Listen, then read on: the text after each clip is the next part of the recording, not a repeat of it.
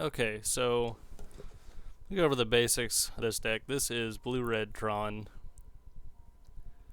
Essentially, you've got two game plans here, two end games. You can either assemble Tron and hardcast all your Eldrazi.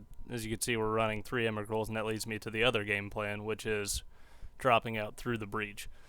Which this deck is actually pretty awesome because you don't need Tron assembled to win. I mean, you can just straight up through the breach Emrakul or any of your big guys, and with Wormcoil, you sacrifice the creature at the end of the turn, so you get 2/3/3s after you swing with a 6/6 with lifelink, which is pretty dope. It kind of struggles against aggro, specifically like mono red burn. It's not too bad against like Soul Sisters because you can just Pyroclasm to get rid of all the little 1/1s. Like a Johnny's Pridemate is kind of a pain in the ass to deal with, but other than that, it's not too bad. You're pretty good against control for the most part because you are running 4 Remand and also 3 Condescends on the end right there. And almost all your stuff is instant speed. All your instant, well, you don't have any sorceries in the deck. I mean, you have Thirst for Knowledge. Pyroclasm's the only sorcery. And then Breach is also instant, which is another thing that's nice about Breach is you can just flash it in on the end of their turn, and then you have all of your mana open for the following turn to deal with whatever they want to throw at you. Also, it forces them to respond at the end of their turn and tap out if they're using counters, unless they just have excessive mana. You get Signets just for a little bit of early acceleration. It can give you like turn 3 through the breach, or turn 4 through the breach, I mean. Thirst is just, it's just your draw power, it's digging. Gifts, even though there's only 2 copies, it's actually a huge part of the deck, especially with the sideboard. Gifts, if you have Through the Breach in your hand, and this is why we're running all 3 of the big Eldrazi plus Wormcoil, is you can search out all 4 and you're at least getting 1 Eldrazi with Annihilator 4 to send through with Through the Breach. Also, you can search up just lands if you need them, Pyroclasm, whatever. It's gifts. Card's awesome. It's basically like pick 4 cards from your deck, and then your opponent's like, okay, well, all 4 of these suck for you to have in hand, but I have to give you 2 of them. So it's a 2 for 1.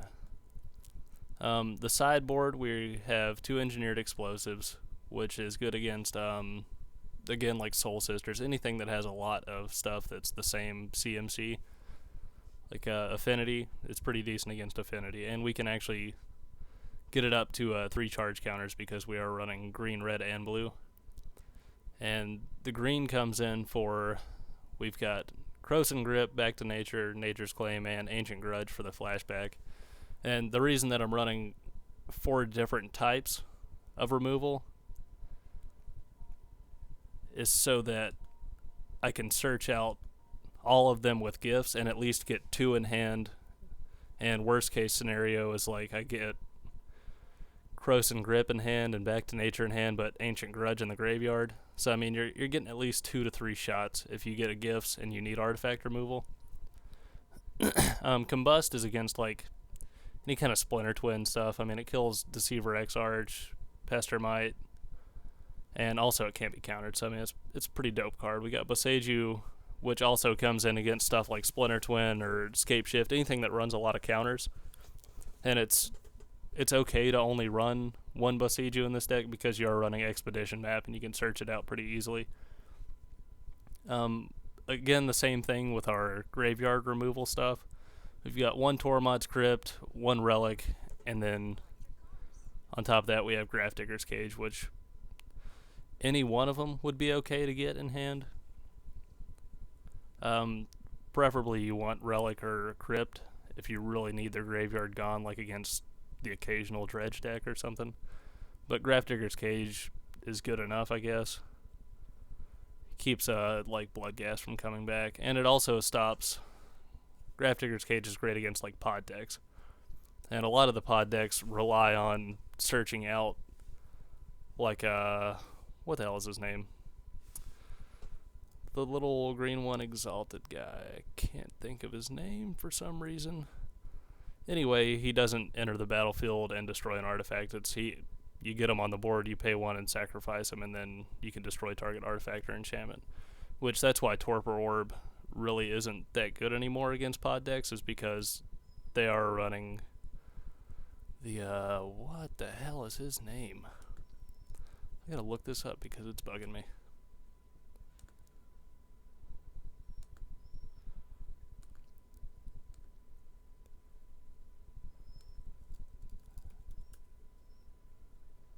Just a second, because I'm gonna find this little bastard. Oh, Quasali Pride Mage. Okay, there we go. I knew it was some kind of Pride Mage. But yeah, that's why Grafdigger's Cage is good, is because they can't search out their library with either Pod or Court of Calling to get Quasali Pride Mage, which Torpor Orb, it just kind of let them have free reign after they got rid of it. But Grafdigger's Cage just makes it so much harder to deal with. Also, it's good against any kind of reanimator, just basic stuff. But yeah, for the most part, that's the deck. The mana base, which I'm not a huge fan of because you do take some life loss from it with Mystery Rainforest, Steam Vents, Breeding Pool, Shiv and Reef.